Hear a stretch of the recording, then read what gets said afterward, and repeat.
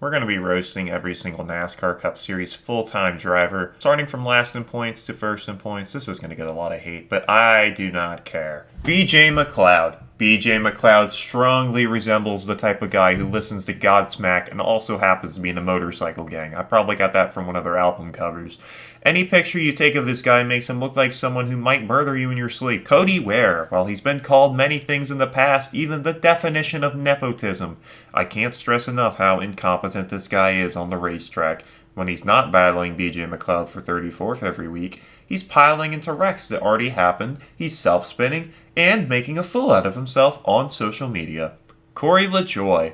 Corey has an incredibly strong resemblance to Christopher Bowles, the lead singer and keyboardist of the pirate metal band, yep, it's a thing, Ailstorm. Todd Gilliland. I'm super surprised that this guy is still only 22 years old. It seems like he's been around forever, yep, he's somehow still around, probably thanks to his dad, despite winning only 3 Truck Series races over 6 years. Brad Keselowski. This one has been said time after time, but still, no driver resembles an equine being more than Brad Keselowski. Ty Dillon. If there's a silver spoon for his brother, then Ty got the plastic spoon from China that was painted with a silver spray paint can.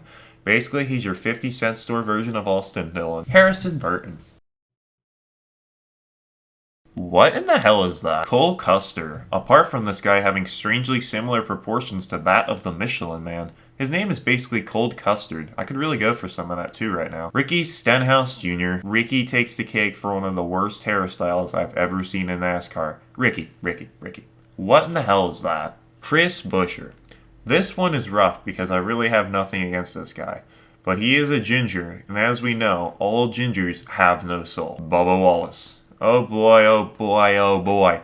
I'd like to think of this guy as a less successful version of Kyle Busch. Justin Haley. Justin wakes up every day and uses at least $10 worth of hair gel. At least it isn't as bad as Jamie McMurray. Michael Mcdowell. While he looks and acts like a good old Christian man, McDowell definitely has a dark side, as evident in this meaningless fight during a practice session, which he kept his helmet on during the fight. He's the OG Ty Gibbs. Austin Dillon.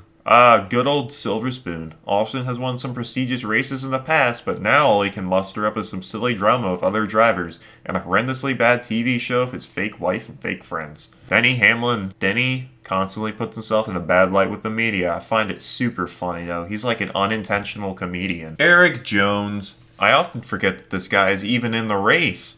He does absolutely nothing, says absolutely nothing, and can't even grow a full beard despite being 26 years old. Chase Briscoe. Chase Briscoe is probably very insecure about his noticeably receding hairline, especially after his Phoenix win. Male pattern baldness is no joke. Tyler Reddick. This guy is so short even his wife is taller than him, so Tyler definitely isn't the one grabbing items from the top shelf. Daniel Suarez. This isn't so much aimed at him, but rather others. Anytime they put this guy in a broadcast booth for an Xfinity race, I want you to take a sip every time another commentator says the word amigo. It's like it's the only Spanish word they know and they're trying to bootleg him constantly. Kurt Busch. This guy has one of the weirdest chin lines I've ever seen in NASCAR. Austin Cindric. Austin looks like a guy that came fresh out of military school. I think he also has a slightly lopsided face. Eric Almirola. This one is difficult too. This guy hasn't done anything wrong in his entire NASCAR career. Even Smithfield has stayed with him for nearly 15 seasons. For that reason, Eric gets a pass on this video, but I'll get you at some point. Alex Bowman. Alex reminds me a lot of Sal Vulcano from Impractical Jokers. They both talk and act gay, even though we know they aren't, or so they say. William Byron. The dude from iRacing.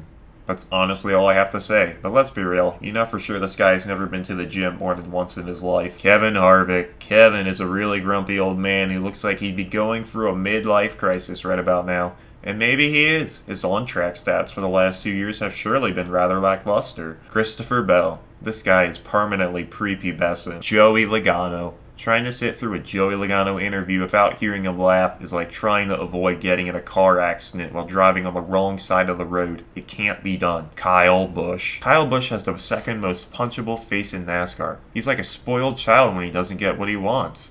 He's literally the definition of a sore loser. Kyle Larson. Kyle reminds me of the Keebler elf. I mean, just look at those pointy little ears of his. I wouldn't be surprised to find this guy baking up fudge stripe cookies inside of a tree one day. Martin Truex Jr. He kind of looks like a clean-shaven werewolf. that honestly might be more of a compliment than a roast. Ryan Blaney. Ryan Blaney looks like he would have been the bassist in the mildly unsuccessful core band from the 2010s. Ross Chastain. This dude is the most punchable face of any NASCAR driver, and he even drives like a rogue bowling ball on track. If even Denny Hamlin can criticize your driving, you know you've goofed up bad. Chase Elliott. Chase is a Mickey Mouse driver who is only in NASCAR because of his last name, even though he's won 15 races and a championship. And his fan base is trash. That's the least original roast I could do, but I don't care. It's the end of the video.